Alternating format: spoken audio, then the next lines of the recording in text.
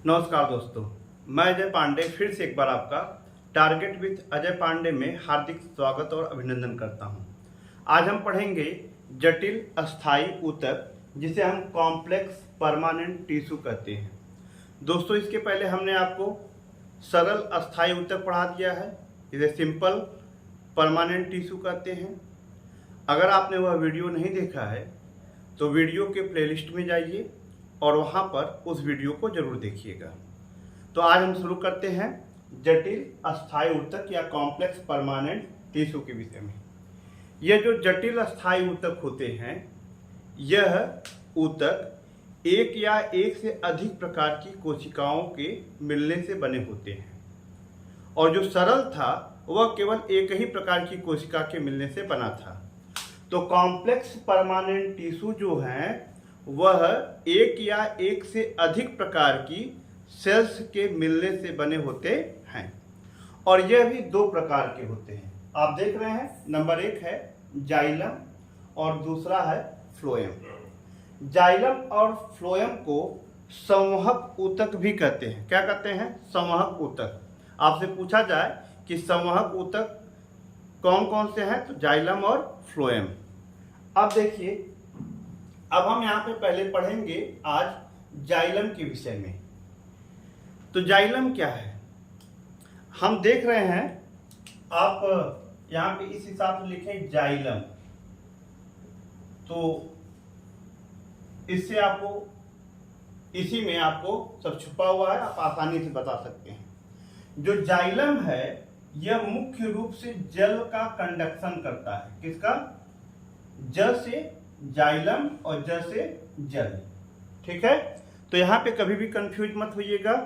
आप कभी भूलते हैं, पूछा जाता है, तो आप हमेशा याद रखेंगे जल से जाइलम और जल से जल।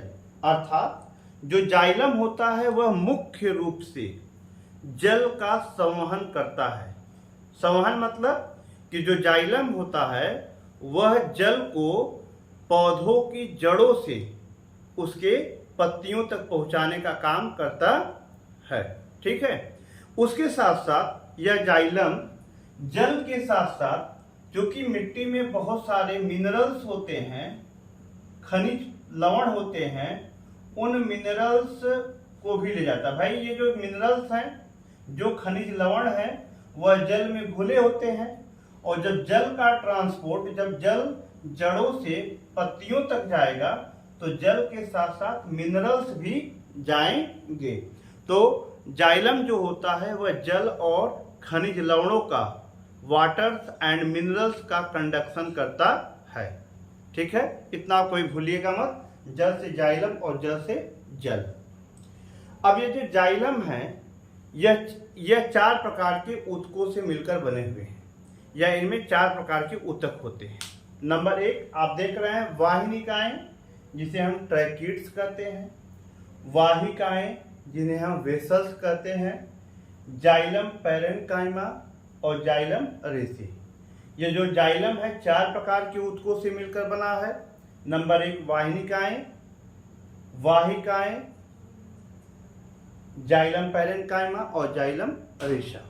अब हम इनके विषय में बारी बारी से अध्ययन करते हैं। अब हम पहले पढ़ेंगे वाहिनिकाएं क्या है। अब सुनिए,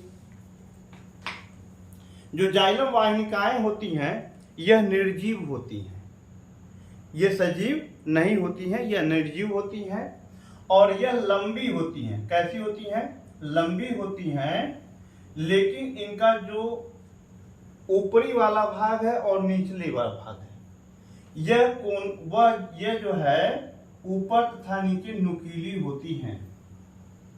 यह निर्जीव होती हैं, लंबी होती हैं तथा दोनों सिरों पर नुकीली होती हैं। ठीक है, जो वाहिनिकाएं हैं निर्जीव होती हैं, लंबी होती हैं, और अपने दोनों सिरों पर क्या होती हैं? नुकीली होती हैं। इनकी कोशिका भित्ति पतली होती है, लेकिन इनमें लिग्नीन की परत, एक लिग्नीन पदार्थ है, लिग्नीन की परत जम जाने के कारण, लिग्नीन नामक पदार्थ के पाए जाने के कारण इनकी कोशिका भित्ति क्या होती है, मोटी होती है। ठीक है, पहले तो इनकी कोशिका भित्ति पतली होती है, लेकिन लिग्निन नामक पदार्थ के इकट्ठा हो जाने के कारण इनकी कोशिका भित्ति मोटी हो जाती है। इतनी बात समझ में आ गई होगी। यह जो है जल का कंडक्शन करती हैं, पानी का संवहन करती हैं, जड़ों से पत्तियों तक ले जाने का कार्य करती हैं। और क्या काम करती हैं, यह पौधों के कोमल अंगों को सहायता प्रदान करती है, मजबूती प्रदान करती हैं। तो इनका कार्य क्या है, वाहिनिकाओं का, ट्रैकिड्स का काम क्या है, यह जड़ों से पानी को, जल को कंडक्ट करती हैं, ऊपर तक पत्तियों तक पहुंचाती हैं और पौधों के कोमल भागों को क्या करती हैं, सहायता प्रदान करती हैं, मजबूती प्रदान करती हैं। ठीक, और ये निर्जीव होती हैं। ये हम यहाँ पे इतना हम ट्रैकिड्स के विषय में जाने। अब हम पढ़ेंगे वाहिका के विषय में। वाहिकाएं क्या होती हैं, अब सुनिए। जो वाहिकाएं होती हैं यानी जो वेसल्स होती हैं, यह भी बेलनाकार होती हैं। कैसी होती हैं, बेलनाकार। जैसे बेलना आप घर के अंदर देखेंगे, बेलन ये इस तरह से होती है, इनका आकार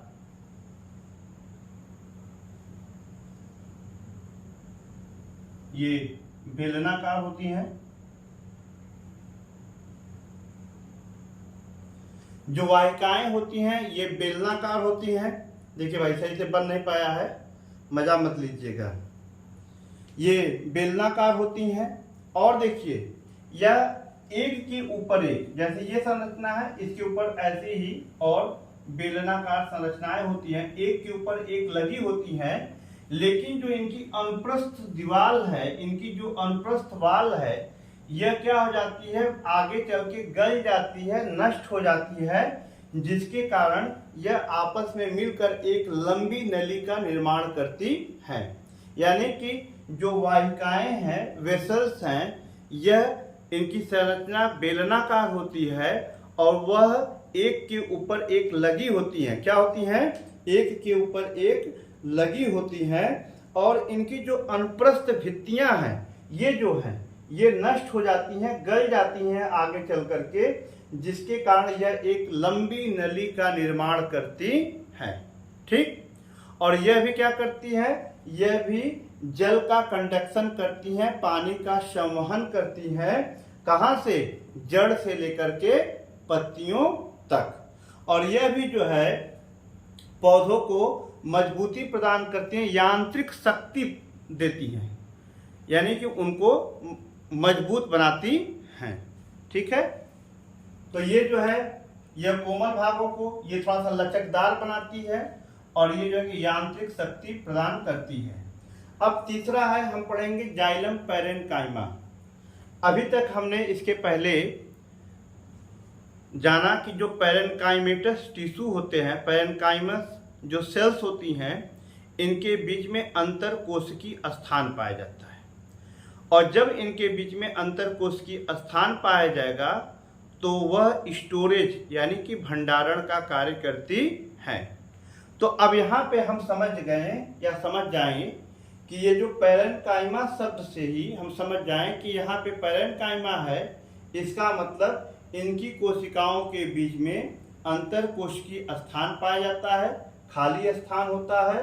और जब खाली स्थान होगा तो यह भंडारण का कार्य करती हैं, अर्थात जाइलम पैरेन्काइमा जो है भंडारण का कार्य करती हैं। यह भोजन का संचय करती हैं। क्या करती हैं, भोजन का संचय करती हैं। किसका, भोजन का संचय करती हैं और दृढ़ता प्रदान करती हैं, पौधों को मजबूती प्रदान करती हैं। अगला है जाइलम रेशे, जाइलम फाइबर। अब जाइलम फाइबर, अभी इसके पहले हमने दृढ़ोतक रेशे पढ़ा था, जैसे पटसन है, सनई है, भांग है, नारियल है। तो यह रेशे क्या करते हैं कि पौधों को मजबूती प्रदान करते हैं। क्या करते हैं, ये चारों तरफ से पौधों को बांधे रहते हैं और मजबूती प्रदान करते हैं। तो उसी आधार पर यह जो जाइलम रेशे हैं, यह भी क्या करते हैं, पौधों को यांत्रिक शक्ति प्रदान करते हैं। यह जितनी भी जाइलम है, ये जितनी भी कोशिकाएं हैं, टिश्यू हैं, इनको वह यांत्रिक शक्ति प्रदान करते हैं। उम्मीद है कि आपको सभी चीज़ें समझ में आई होंगी। आप लोग ज़रूर कमेंट करिएगा, आप देखते हैं, कमेंट करिए। अगर अच्छा लगे तो आप लाइक करिए, शेयर करिए, सब्सक्राइब करिए। और यदि आपको कोई सुझाव देना हो तो आप कमेंट बॉक्स में ज़रूर अपना कमेंट करिए, अपने सुझाव को दीजिए। हम उस पर ज़रूर विचार करेंगे और अपनी गलतियों को सुधारने का प्रयास भी करेंगे।